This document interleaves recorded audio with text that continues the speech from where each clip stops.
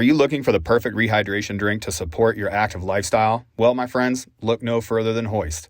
Hoist is there for you whether you're going to use it pre-workout, in the middle of your workout in between sets, after workout, maybe if you're traveling, if you feel that dehydration headache sneaking up on you, or maybe if you just had a late night the night before and you need to reset and get back after it.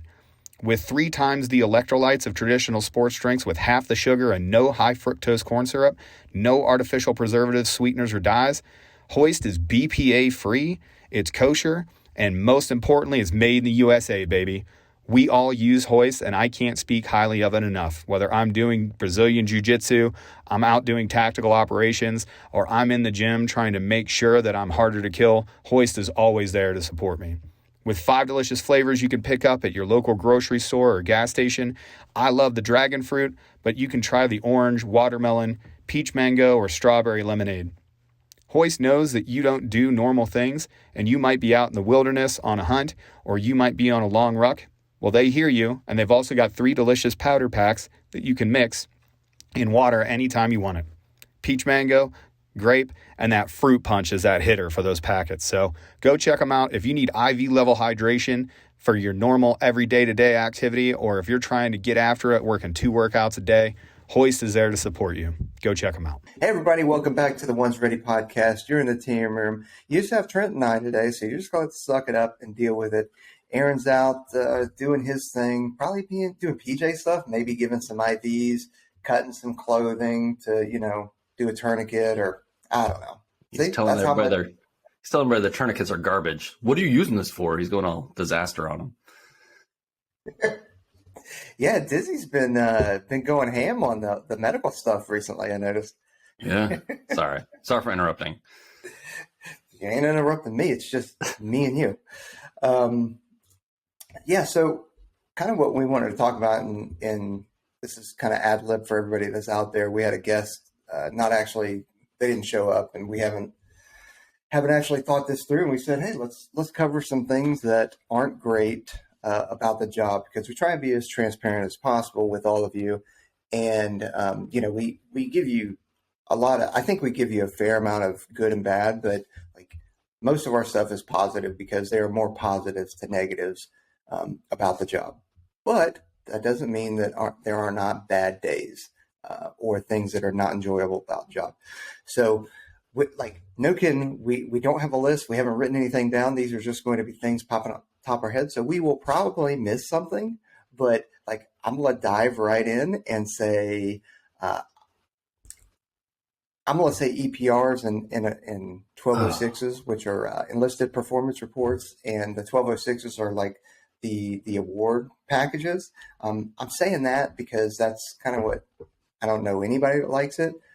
They're tedious, especially at my position that I sit in.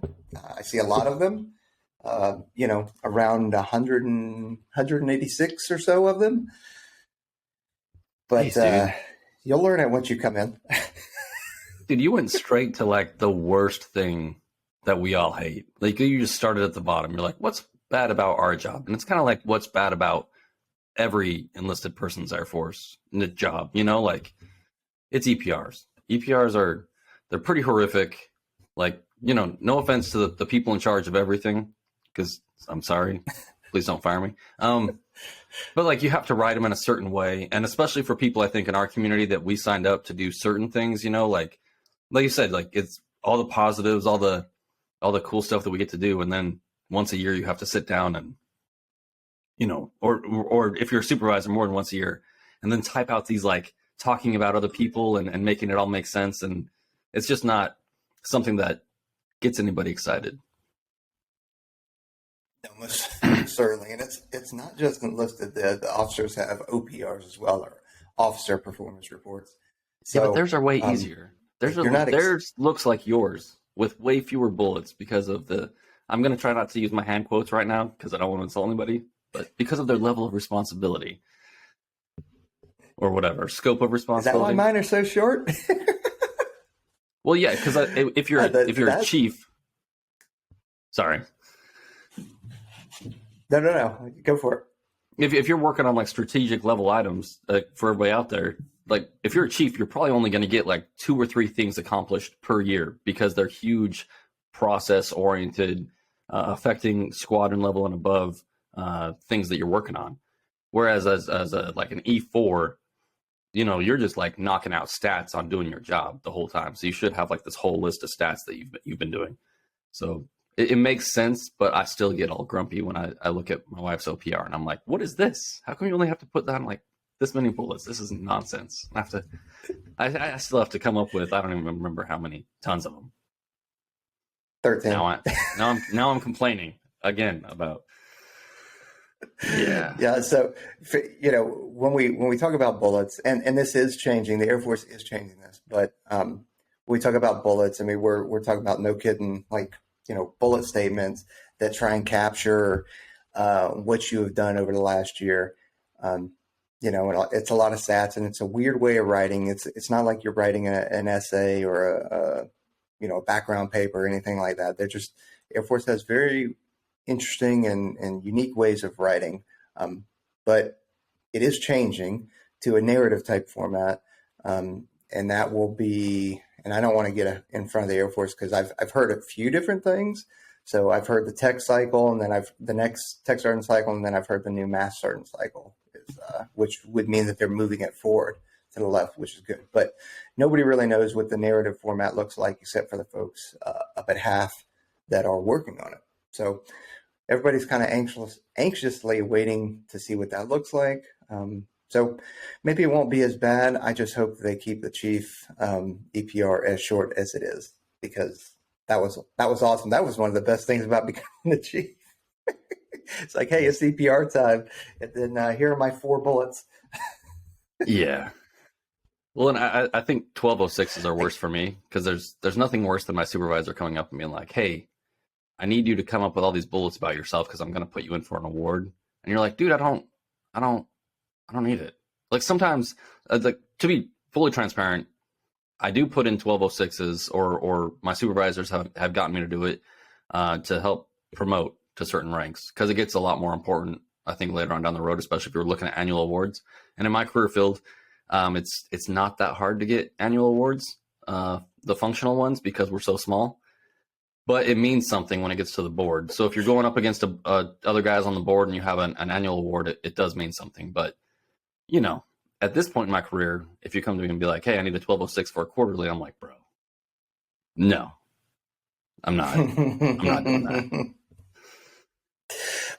Maybe not for you, but for other folks, it definitely matters. I mean, like when we sit on the boards to promote senior airmen to staff sergeants, like those quarterlies definitely help. But man, I went right off the bat with something heavy that nobody really likes, yet are extremely important to people's. I mean, you talk about affecting people's lives, like no kidding, people's pay, people's assignments. I mean, how fast or slow they progress in their career in terms of related to promotions. I mean, it's all real important stuff, but it is very tedious, especially when you come into shoot, move, communicate, drive dirt bikes, skydive, scuba dive, whatever. Like, just what it is, what it is. Yeah, but all right, moving on. What do you got? Go for it, man. You got something else to dive in on an EPR. No, I'm just saying, you know me, I have to like find positives. With EPRs and that kind of stuff, there's everybody has strengths and weaknesses, right? And one of the best ways to be a valuable member of any team is to take the thing that nobody else likes to do and to become really, really good at it, right? So like all the things that we're probably going to bring up that are negatives, like if you get really good at that as a, minus like being gone all the time or whatever we're going to talk about next. But like skydiving, right? There's guys that are really, really good at that and they bring great value to their team, or diving and all these other things, where they're not just there to do it. They're there to lead and supervise and show everybody the way. Same with EPRs and paperwork. If you can get really good at that stuff, and we see it in the training command when we talk about, some of the systems that we use. I'm just saying, like, that's a good way to stand out, is to be good at the stuff that everybody hates doing. Or if you suck at your job, No, that's 100% true. That's 100% true. it's a fine line though before you end up the catch-all for everybody. Everybody's like, oh, Peach will do it. Fucking, he's got it. I'm gonna let it go out, and then you end up being the crutch for everybody to lean on. But no, you're 100% right in terms of like I know we've got two phenomenal jumpers at the three phenomenal jumpers at the unit right now, and everybody goes to them to ask about stuff. It's cool being that subject matter expert. Yep. What else do you want to talk about? You want to talk about being away from home all the time, or what do you want to? We can do that. That's like the usual. I get the most questions about that. Like, how often am I going to be gone? It's like, well, hey guys, and gals, and other people, whatever. Are we still people? I don't know. Moving on. You're going to be gone a lot, especially like Peaches was saying, especially if you're good at something, or you take every opportunity, you say yes a lot, and you want to keep progressing in your skills and your career and everything else like that. It is a little bit up to you. However, if personally, I will judge you if you pass too many opportunities in a row, because you want to be home. And if things are not, maybe I don't know what's going on at home, but we're on team for a reason, to go out there and get after it. And you're going to be gone a lot. And it is what it is, but, it's not always easy, especially as you get older and kids and all that other stuff. No, you're definitely a victim of your own success in terms of, if you're good, or you're that person that is chasing being the best on team at whatever it is, like, whether it's JTAC or jumping or whatever surveys, then like you're going to be gone a lot, and then you're a victim of your own success. Or if you're just an all around badass person, like, that has good leadership qualities, and you're the kind of the plug and play, the go-to person. And if you don't think that is not every single person on team or within the unit. There are people that are like, hey, that, they're good, but they're not great. And then there's these people that I like, and I'm guilty of it too, because I try not to hit the same exact person for everything. But it just happens because you're like, man, I really need this thing done, or this is a very complicated and intricate task that needs to happen, needs to get done, and it needs to be done right. And then you find yourself, or at least I find myself, going to the same exact person, hence being a victim of your own success. And then you end up we burn that person out, basically. Yeah, and it's two sides, right? Because I'm not like the great operator or whatever, but I enjoy going to things. You can trust me. If there's anything I'm good at. It's some of the more technical schools or whatever that you send people to that people don't want to go to. I'm usually going to pass those. I don't think I've failed any course that I've ever been to, but like, I like going. I like finding out new things and gaining new skills. So like it's my own fault in a lot of ways. It's like, hey, we need someone to do this. Like, hey, Trent, can you do this? And I'm like, yeah, man. I go home and wife's like, hey, did you remember that you just got home yesterday? I'm like, oh yeah, I did just get home yesterday. Anyway, like, I gotta go because they told me, and then I probably don't explain it very well to her. I'm probably like, well, I have to go. Like, they told me I have to go, which is probably 50% accurate. I'm gonna stop talking before I get myself in trouble, marriage trouble here. Yeah. I know exactly what you're talking about though. Like, when Donna and I moved to the 2-3, I think I was there for a week, and we had just moved cross country. Family was still in a hotel, and they came to me and said, hey, we need somebody to go to Germany for 3 weeks or 2 weeks. And I was like, no, I'm not your guy. And and I'm a master at that point. And they're like, oh yeah, you promote, they're looking at me as that kind of, hey, go to, you haven't been on the road, but yeah, I just PCS. I'm in the middle of a PCS, but no worries, you haven't been on the road. Need you to go to Germany and go do this thing for 2 weeks. And I came so close. And I asked my wife, I asked Donna, and she's like, as we're sitting we're not even a hotel suite. We're in a hotel room with 2 dogs, 2 kids. And I was like, yeah, no, guys, I'm not going. But I was so used to it and great. Yeah, yeah. I was so used to it and great and going like, yeah, got it. Like instead of realizing like I kind of had an option. You don't always have an option. You really don't. Yeah. But that's also bad that they would even ask me to do that. If you ask a single person, like even then, I would say like, hey, it needs to be a no kidding ask, not a loaded question. But whatever. That's really specific to me. But yeah, you will be a victim of your own success, 100%. But it feels good, and like you said, it's habitual, right? And it, like my wife would always be like, there's nobody else that could do this? And I'm like, well, maybe, but they asked me to do it. Like if they come to you and they're like, hey man, what this group asked for, like the 7th group CRIF, right? Like, hey, that we're sending a South guy up for the first time ever. And I know you just got home, but can you go do that? And like it validates all the time and work that you've put in, that you get those askers to go do those things, and that they trust you, and it feels good. And I think you don't realize that you're getting burned out, or you're burning your family out until too late sometimes, until it all comes to a head. But I mean, I think we all want to be that person. We all want to be like, I walk into your office, I'm like, Peaches, we got to go. This is what I need you to do. Like, what's your first reaction? Your first reaction is like, yeah, let's get it done. Yep. And it sometimes comes at cost to the rest of your life. Oh yeah, it most certainly can, for sure. So yeah, I'm sitting here thinking about how many times that has happened. Yeah, because it's happened a lot. Donna and I had just gotten married. We spent 2 weeks in Vegas, getting married and honeymoon and all that kind of stuff. Came back. One dude either got hurt or got in trouble or something like that. But anyway, they needed him to go for 6 months on a rotation. But I was already slotted for another 6-month rotation to Afghanistan after that. So basically what it turned out is I would leave for 6 months, be home for a month, and leave for another 6 months. And, dude. And they called me, and I was like, Donna, yes, no, like this is, and she's like, yeah, I guess go for it. Think of the new car you're going to get over. Yeah. Yeah. No. It's just, yeah.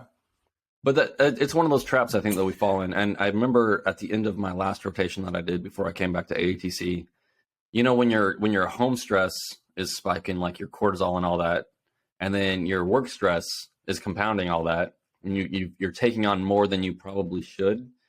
You need to understand your own capacity, because I remember my physical capabilities towards the end of that rotation. Like I just remember I was carrying something and it got way harder than it should have been. It wasn't like, it was like a generator or something, right? And I was just like, I started falling apart, and I just, I was getting a little bit older, but I couldn't understand why I was struggling so much to just do what was normal.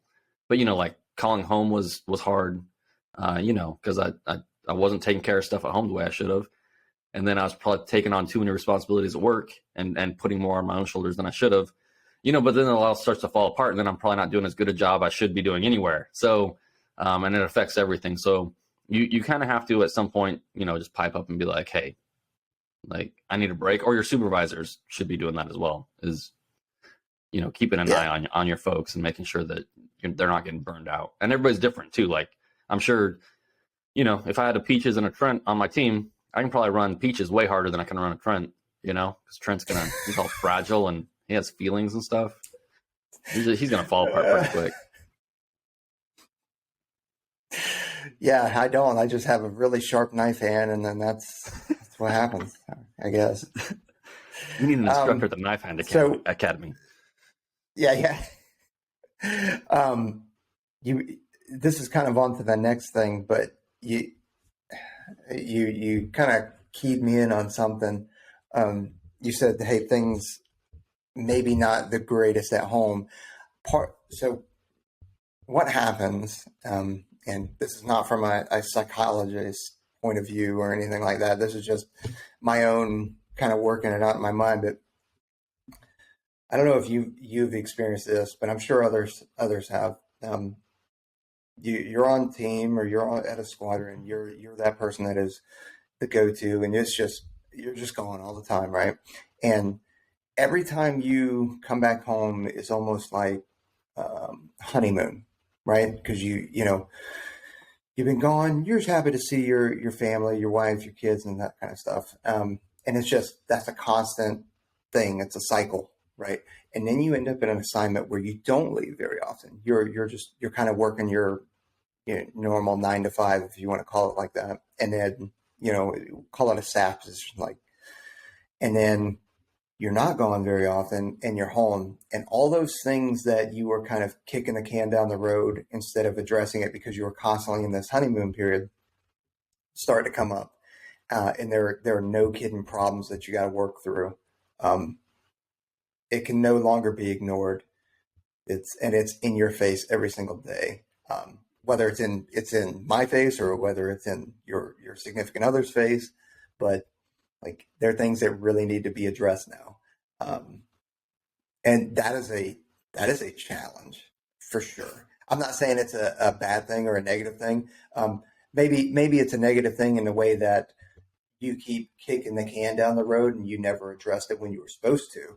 But man, that is something that for real happens, and it's not just me. Like I've heard several people say it. I mean, well, how many times have you heard, my marriage works because I'm gone all the time? Like it's a pretty common thing to say on team. It's like, if I was home all the time, like how would this work? But everybody will get to that point. I mean, unless you're just team the whole time and then you just like jump into a contractor job and you keep doing the same thing until, you're a grandpa or whatever. I mean, but it's hard. It's weird because the tools that you use to solve problems on team work really well, right?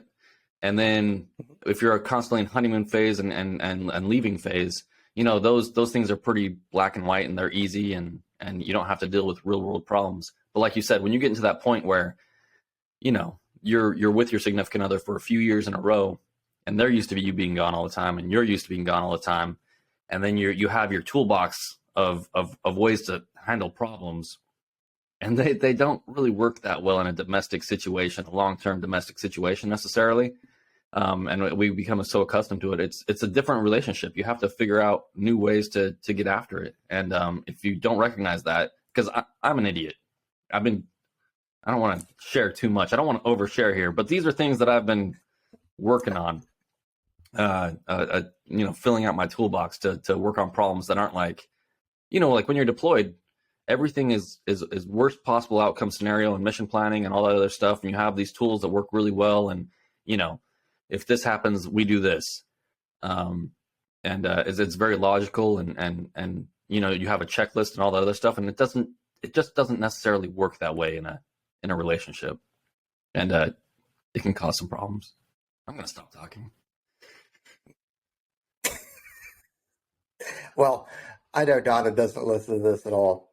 She's like, yeah, you just go do your thing with the boys, I guess. So, but if you are listening, hey, there you go. There it is. I guess next I was thinking about moving, and that's or PCS is permanent changes station. Now that's something that is, I think, both a positive and a negative. I joined to travel. And I've traveled my ass off. So is most people in the Air Force. I guess where it becomes a negative is not the actual act. Well, one, moving is just not fun. Whether you want to move or not, it's just not fun. I was telling you beforehand, like I've got 6 weeks from this recording. I have 6 weeks until we PCS. So we're kind of on the ramp. If people can see behind the camera, back there, like it's just a closet full of boxes that are all flattened that are getting ready. Like after this, I'll probably start slowly organizing stuff. And that's all it is. It's just an organized process. So that is never fun, whether you want to move or not. And it just gets worse as the family gets older. But when I say PCS and movement, I actually mean kind of the unknown. You don't necessarily know when orders are going to drop. You have an idea when orders are going to drop because there's cycles, but you never know if you'll end up, on the block to move, and if you do, what the location is. Now, as you progress in rank, the available positions shrink, the locations shrink, and the process also gets a little bit more, what would you call it, Trent? Like maybe a little bit more established or solidified. Like there's, a little bit more predictable. I mean, because that's only because the pool gets smaller. Yeah, I guess 7, 8s, and 9s we kind of by name people because we know all the Master Sergeant seniors and Chiefs are a different thing because they're handled by the Chiefs group. But even you know where the openings are coming. You know all the other Chiefs. Like I know every E8 in my career field, so like I see every available position I can go to, and then you kind of work towards the solutions that you want or don't want, and then there's a conversation about who's right for what position. After someone gets promoted, it's that conversation happens. But as like an E4, 5, or 6, it's a little less predictable, and then it's a numbers game. And I hate to be like, I don't want to be glib about it because I was thinking about this the other day. It's easy to go through the assignments process and not think about how it's impacting an individual. Because like it's easy when you get older to just be like, well, I did it, they can do it. Like I don't care if you have to move. Like suck it up. This is what you signed up for. But I mean that's really what it comes down to. And we try our best to take into account everybody's personal situations, but you just at a certain point you can't. And there's this entity within the Air Force called the Air Force Personnel Center that is maybe the most powerful entity within the Air Force when it comes to everything. And if they say I have to move someone to this location, I have to move somebody. And if everybody that is available to move has a personal situation, like what you don't see behind the scenes is the personal situation of everybody, and then everybody's, whether you like your chief or not, I'm telling you that I'm going to have an argument with every single chief at every single squadron about pulling one of my guys out of AFSOC to bring them to AATC because no one wants to lose. This guy is critical to the success of my squadron. And I'm like, yeah, okay, I'm sorry, but we got to move somebody. That's what happens on the backside, but on the assignments, I went down the assignments rabbit hole a little bit. No, it's good though, because you and I have had those conversations about folks at my unit, about like, hey, you're pulling this guy. And I'm like, oh, come on, don't, And if their team leader is also a member of this podcast crew, then I have to have multiple conversations, not only with their chief, but with their senior that comes at me like, what's going on, man? What, and it happens a lot because, at our level, we kind of know most people. And I'd be like, we didn't see this coming. Why is this happening, dude? Like, don't you have all the power? It's like, I have a lot of flexibility, but at the end of the day, like numbers are numbers and things have to happen. The best part about it is when somebody comes to me and going, yeah, freaking, my functional is, just like he's being a real asshole or something like that. Or like, he's just giving me a hard time. He's not saying it. And I'm like, who are you talking to? Sieg, I don't know. It's I'm like, okay. I was like, all right, well, I'm sure he's got good reasoning, but I'll reach out to him. I'll really hammer. I'm gonna call him right now. But you brought up a good point about the family situation and stuff like that in terms of everybody's got this thing going on. That for me is frustrating because not the all right, the whole operational thing. Hey, you got to take this guy to move him. That's awesome. The frustrating part for me is when I have somebody who has a not necessarily a family problem that meets the humanitarian criteria. And I'll remind me, and or you can do it. Talk about what the humanitarian options are, but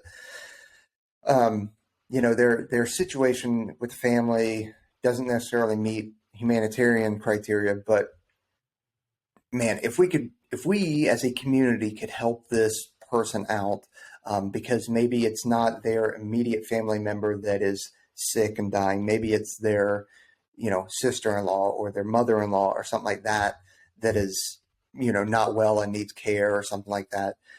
Like, we're usually pretty good about accommodating that. But the problem is that, like, we're very limited on the amount of places that we as a 1Z career field can go, like in the Pacific Northwest up here, really, unless you go guard, which is down in Portland, our unit up here in Washington is the only place you can go as a 1Z to a unit. Then, you can go down to Cannon and North Carolina and Florida and all that kind of stuff. But I mean, if that sick family member or whatever situation isn't around here, like, you're kind of screwed. So, diving into the humanitarian aspect, like, the Air Force is actually, and I've been really impressed. We've had two members arrive to our unit that on humanitarian orders.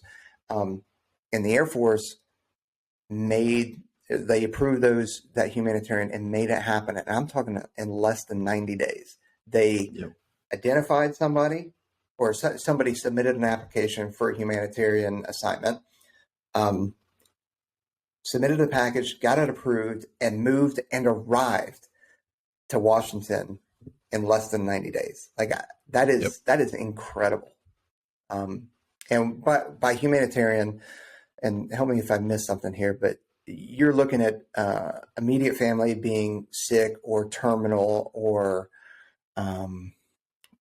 financial hardship, I think, is one of them, maybe. I think that one's difficult. Could be wrong on that one.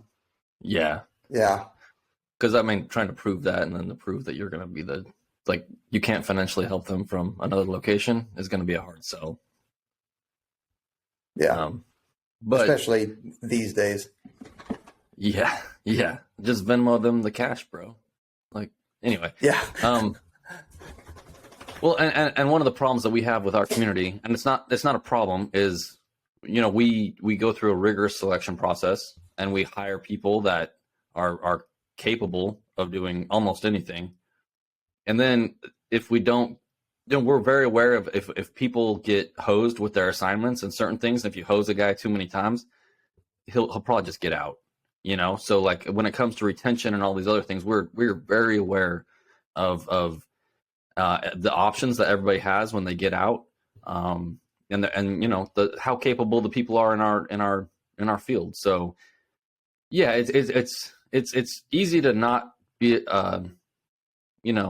close to the situation where I'm at. Like, I don't have personal relationships necessarily with all these people. So, like, that balance is always a struggle. So I guess what I'm trying to say is to the guys out there that might be listening that are on team, is like, we try. We're good triers. And then there's some of those, like, EFMP and humanitarian things that we always try to work out. But understand too, like, if we send 2 people up there on humanitarian, 2 more people that wanted to go to Washington and don't qualify, like, they're not going there now, right? So, like, for every action, there's a reaction. So understand that it's a chaotic game that we're playing, but we try to make everybody as happy as possible while still, more importantly, accomplishing the mission. Yep. And I don't envy the position that, you, Good, Mater, those guys are all in, because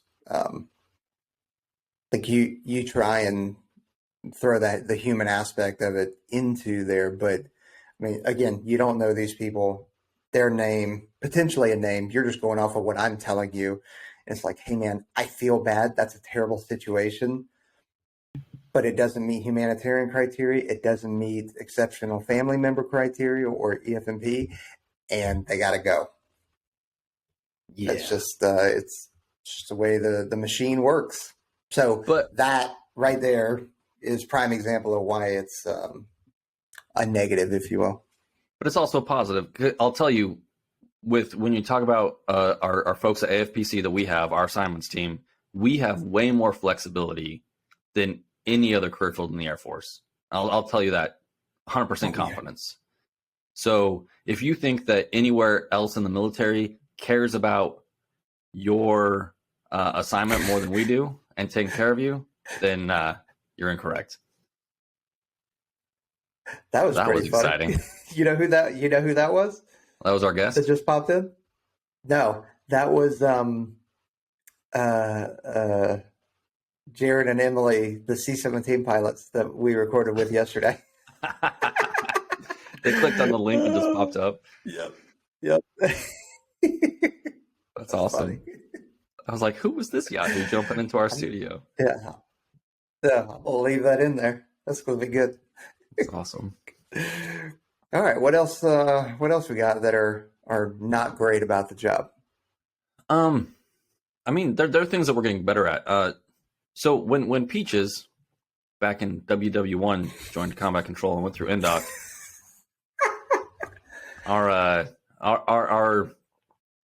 the internal or native capability to take care of the body and longevity of our people, or the organic, I guess, ability to do that didn't really exist. So like a lot of guys in our generation that are getting out are pretty broke. And you do make sacrifices with, that kind of thing. And it's a dangerous job and everybody has little injuries and problems and all that other stuff. But like, I'm not sure that's a negative because it's getting so much better. And the availability of care and maintenance is kind of ridiculous compared to what it used to be. Like I remember, and I've talked about it, I don't know how many times, but like even just first deployment coming home and they're like, welcome home. You can go to your apartment now for like 2 weeks to sit there by yourself. And then, like last deployment, you come home and everybody's like, hey man, how you doing? Did you hurt anything? Are you okay? Do you need to talk to anybody? Like, I don't know. Like maybe you should talk to somebody before we let you out of our site. The holistic care process is a lot different than it used to be. Oh yeah, I would definitely say it's a positive. I guess the unfortunate part would be that before the POTA for the Preservation of the Forced Family Initiative happened, which I think was 2012 is when it got stood up. 2011, 2012 is when it got stood up. But a lot of people before that just struggled or wasn't, whether it's physically, mentally, or whatever, didn't have that kind of availability or access to care. So that would be the negative part. But again, the positive is that we have learned so much from that, and that we have really, righted the ship, and it's heading in the right direction, and only gaining a lot of momentum, especially with the help from SOCOM and stuff like that. Yeah, appreciate you, Matt. We love you. Yeah, Matt. Check out Softcast, SOCOM Softcast. They're fantastic. No, I was just thinking about it the other night because I was downstairs like scratching for like an hour before I went to bed. And I was like, if I'd been doing this since the beginning, and granted, like 90% of that is my fault for being a knucklehead, like maybe I wouldn't have some of these, nagging issues that I have. But, I think that's part of the cooler part of the job, though. I think, I don't know why it appeals to us in kind of a masochistic type of way, is putting it out there all in the line. And if you end your career without some injuries, I don't know, like, would I judge you? Be like, well, did you really go hard? If you're not a little broken, I don't know. It's okay. So that's weird that you say that, because like most of the senior NCOs that do the job we do have, crushed discs or slip discs, or, I know of several people that have vertebrae fused or something like that. And, I've had my fair share of incidents, if you will, but like I think I'm relatively healthy. I mean, yeah, I've got some issues in my knees and my lower back and stuff like that, but nothing like part of that is okay, normal wear and tear, but I don't have anything that is like, I don't need my neck fused. I don't need anything like that. And at the same time, I'm like, I've got guys on either side of me that are like, yeah, I've had this surgery, shoulder, elbow, like whatever. And I'm sitting here like, yeah, that sucks. Yeah, it's terrible. I've just been really lucky. That or good genes, or maybe I didn't go as ham as I needed to. Well, gravity doesn't affect you as much because you're. Never mind. I'll stop. I can't help myself. I don't know why I go to that all the time. Hey, I think that there's something to it though. Like it's like a fire hydrant kind of thing, just low, strong, close to the ground. It's just one of those All things. torque. I mean, you see why a fire hydrant does to cars when they hit it. Yeah, I'm saying jacks them up. But I think that's one of the things though too is like when we go to the doctor, you call it normal wear and tear, and I would be interested to know if I put you next to another, 22-year chief that did a regular job, is it normal wear and tear? Like our perception of normal and reality is a little bit different. Like if it's weird when it slaps you in the face. If you go to a team gym and you're like, man, I need to get stronger because like these guys. Like I'm a weakling, and then you turn around and go to like a Planet Fitness or whatever, and you walk in there and you're like, you're probably the alpha. You know what I mean? So setting our expectations for pain and physical fitness and all that other stuff, you're like, well, I'm getting out of the Air Force. When you retire, you're going to be thinking you're a healthy person. But I'm not saying you're a liar. I'm just saying your bar for what is normal and healthy may have been set a little bit differently. Yeah, well, when it comes to pain, for sure, because you talk about, like, at least where I'm at, I'm like, and you might be already as well, but you start talking to a lot of medical professionals and the Veterans Affairs and stuff like that, and then you start hearing like, hey, turning my head like this, okay, that's my my limited range of movement before I start feeling pain. And you're like, isn't that normal? And they're like, no, that's not normal. You should be able to turn your head without any pain, and you should be able to turn it all the way, And you're like, well, okay, cool. Oh. You mean it everybody's not hurting when they get out of the bed or walk down the stairs? Like I get out of bed and I walk right downstairs, and they're like, isn't everybody hurting? No, not everybody's hurting. You're an idiot. Yeah, it doesn't sound like you're standing on your knees. Yeah, like that's weird. Yeah. Yeah. Rice Krispies. Oh man, I can't wait. It's gonna be fun being told how messed up I am. Yeah, but it's hard to also find a 20+ year guy in the community that would say, "I wish I hadn't have done this." Like so. I know we're talking about negatives today and all that other stuff, but like I think one of the reasons part of it is we're older guys, I think, and you tend to look back at things with rose-colored glasses and forget about the things that you complained about as a senior airman. You're like, oh, that's just not that big of a deal because, you can't help that the worst thing that's ever happened to you is the worst thing that's ever happened to you. So, overall, I think it's so positive that it's hard for me to come up with like negatives and to be really upset about. No, I'd do it all over again, 10 times over. I really would. When you said, "Hey, it's the worst thing you've been through," I think of that Bart Simpson and Homer meme. It's the worst day of your life so far. So far. Yeah, but I don't know. No one remembers just the happy times. If you're sometimes you do. Like you'll have those like golden moments, but like. But then I ask you about like the crappy times, like the real crappy times that you went through. And not necessarily like the worst ones where you're like losing a teammate or whatever, but just like the really hard times. Those are the true golden moments that make it all worth it. Oh yeah, absolutely. I wouldn't disagree with you on that at all. You did bring up something though that is definitely a negative or not fun, and that's losing teammates. That is not a fun part of the job at all, and that's not unique to us by any stretch of the imagination. But when you're doing an inherently dangerous job,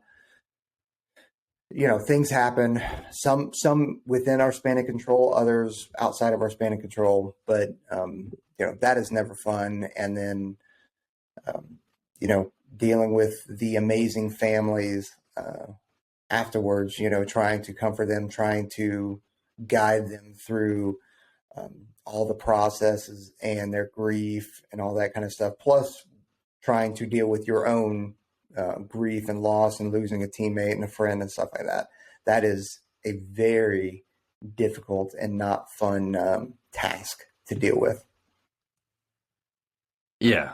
I mean, I think that's if we're going to talk about like the big negative, like that is what it is, but also it wouldn't be the community without that, you know, and we all know what we signed up for. And it's easy to look at your teammate and, you know, that's passed and be sad about it. But you don't want to, you know, think that they didn't know what they were signing up for. And I'm not trying to make light of it. But yeah, it's a difficult thing to get over. And I don't know. I struggle with that a lot, but it's just one of those things, you know, that you have to learn how to deal with and put more tools in your toolbox and find the positive, you know, as difficult as it may be. Yeah, and I bet if you were to ask them, they wouldn't change anything either. They would still do the job.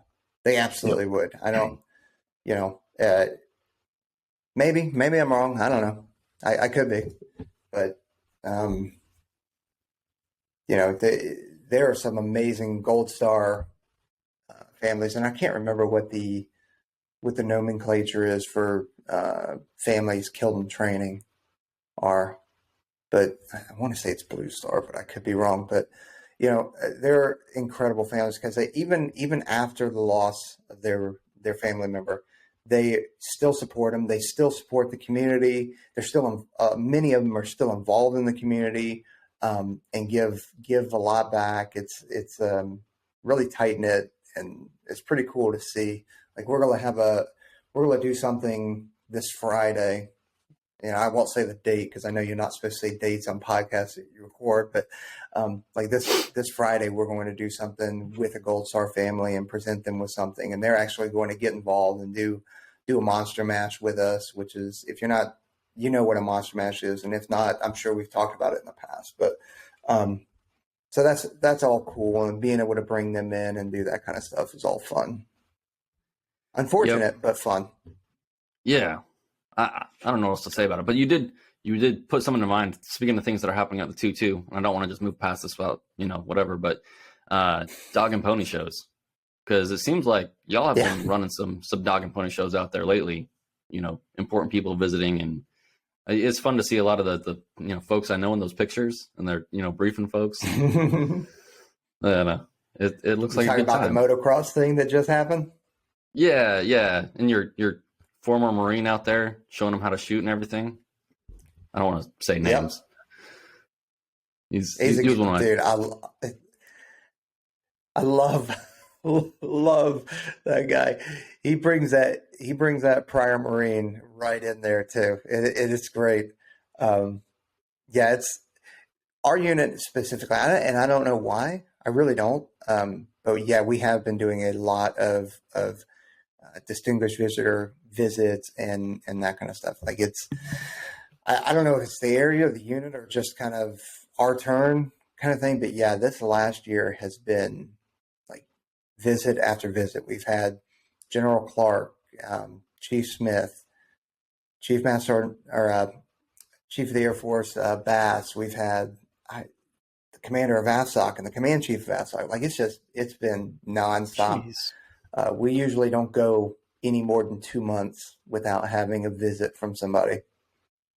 But, yeah, and they're good. They put a good spotlight on the community and shows everybody what we do and the professionalism and all that other stuff. But I mean, it takes a toll. You have to get all that stuff ready. You have to take time out of your training cycle or whatever else that's going on. And it's not like we don't enjoy visitors, but yeah, it's a big rock to move, especially when you're talking about the level of visitors that you're talking about.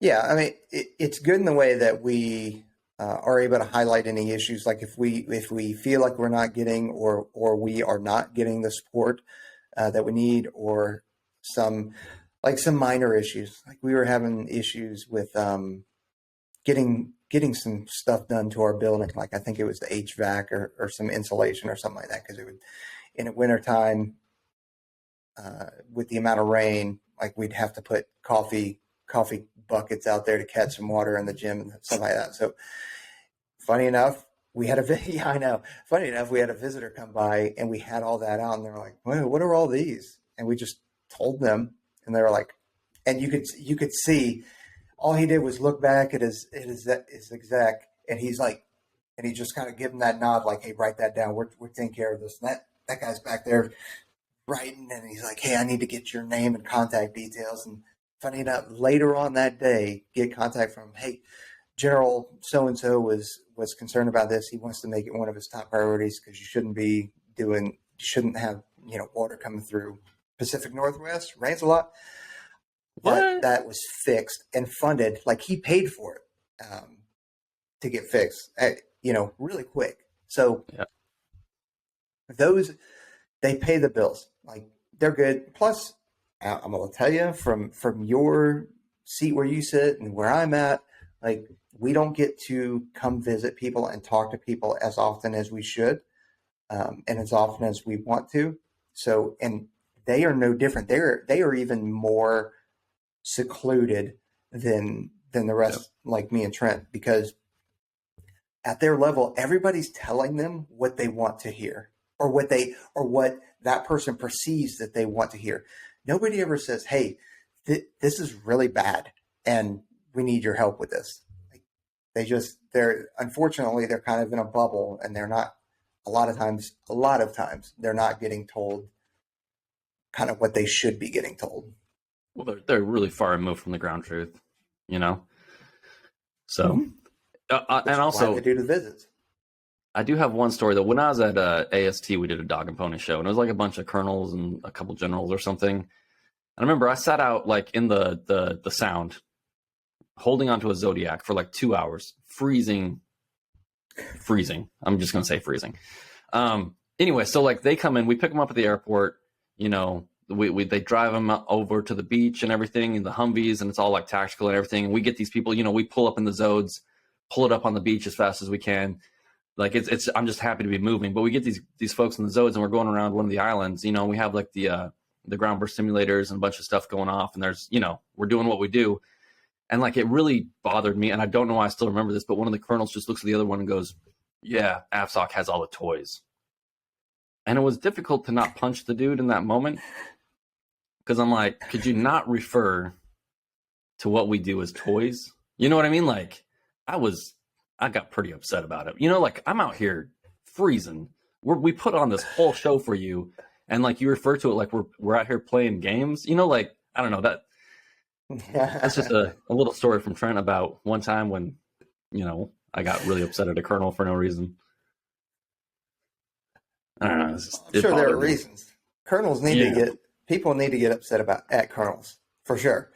Yeah. Like, we're going to have, and I don't know when we'll release this episode, but we are going to be sitting down with Colonel Dula, who is the Special Warfare Training Wing commander, and Command Chief Popovic, who is at the wing as well. So I'm going to tell DA how upset we are at colonels. Just colonel, like the pejorative colonels. He just happened to be a colonel. If it had been a chief that was like, AFSOC has all the toys, I mean, he might have got thrown out of the boat, but yeah, it is what it is. It's just, I guess my problem is it falls into that whole, like, you guys are lucky you get to do that, or like, your job is so cool, like, I wish I could do that, or the lack of understanding of all the stuff that has to happen on the back end, to get to where we get to do all of these things. We get to that's always bothered me a little bit, like, oh well, this is easy for you because you like running. It's like, no, I don't like running. It's like, well, what do you mean? Like, but you run all the time. It's like, yeah, I know. Like, pull-ups are easy for you because you guys, like, no, like, you understand the work that had to happen to get that person where they're at. Yeah. Oh, you guys just showed up in the zone. This is easy. It's like, no, like we went out here and did rehearsals for like 3 days, and it's anyway, it is what it is. Oh, look at that, getting Trent all fired up. You got me going. I got me going. Someone got me. Yeah. Well, it's one of us. So, but again, that's really all I have in terms of negatives. I don't know if you have anything else, but I know that, we generally stay positive. I think even within this, since we're talking about bad things about the job, I think we still kept it positive because in reality, speaking for me, I would, after everything that we talked about, I would still do this job all over again, 10 times over. Wouldn't do anything different. Oh, you got something.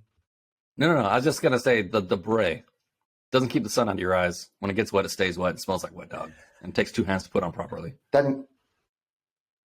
Okay, so I have mastered the one. Okay, properly. I guess you can caveat it with that, but I have mastered the one-handed beret donning, if you will. Flop on but the pool. But it doesn't look great, and it doesn't keep your head warm either.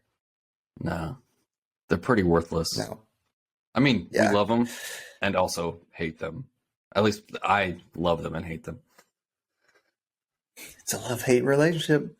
It's a lot of that going but on. Again, I would do this job all over again. So would Trent, so would Aaron. And you can ask anybody.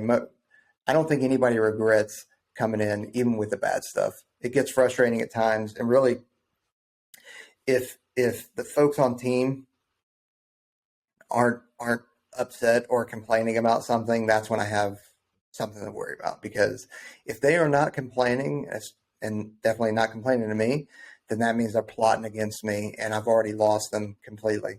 So no matter what I say, they're just one ear in one ear, out the other, because they don't care and they've already written me off. So I'll take the constant complaining if that's what it takes. It's part of your job, especially as an NCO, before you become a senior NCO. That's part of the job description. It's what you should be doing, is pointing out everything that's wrong and bringing it up. But you're right. Enlisted people are they're plotters and they're conniving. So much like the quote said. Oh, yeah, they're a sly and cunning beast. Yeah, and they are considerable watching, if I remember the quote correctly, which is absolutely true.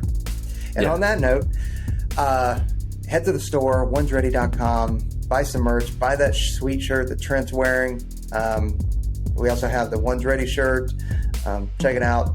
Yeah, feel free to head over to Apple Podcast, leave us a review, give us the amount of stars that you think we deserve. And also Spotify is now doing the star thing. You can't write any reviews, but you can at least do a quick star. Follow, like, subscribe, hit the bell, whatever. Because whatever the bell does, I don't know. I think it gives you a notification that we're live or that we've uploaded. But who knows? Whatever. We're out here. Later.